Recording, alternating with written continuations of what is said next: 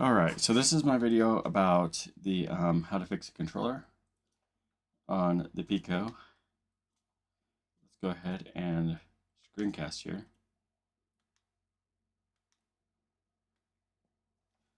Alright, it's 192.168.1.120 3342 cast. Okay. I'm going to allow the connection. All right, we're going to F11 here. Okay, so this is the business Pico. So you can kind of see.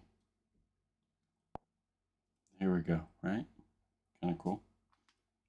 Yeah. We got user center, we got home, we got settings. I mean, welcome 6/16. It gives you the date. That's kind of cool. Yeah. So business suite. Let's see what this is. Oh, cool. Yeah, I kind of like this. It's kind of nice.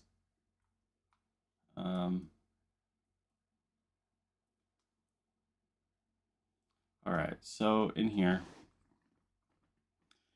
normally you wouldn't see these, they would say disconnect. And let's go back into controllers. So you go in here, you go to controllers, it'll say that, and then you would say fix the controller. Then it does some things, and then after that, you then press and hold the Pico button and the trigger at the same time. It tells you what to press, and it should fix it. If it doesn't fix it, then you need to factory reset your headset, and then do it again, and it should work fine. I now have my controllers working on my business headset.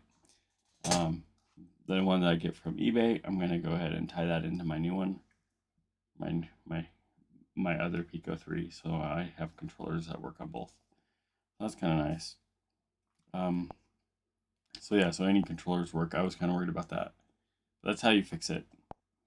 So yeah, kind of cool. All right. If you guys have any other questions or anything, hit me up in the comments. Yeah. All right. Take care. Bye.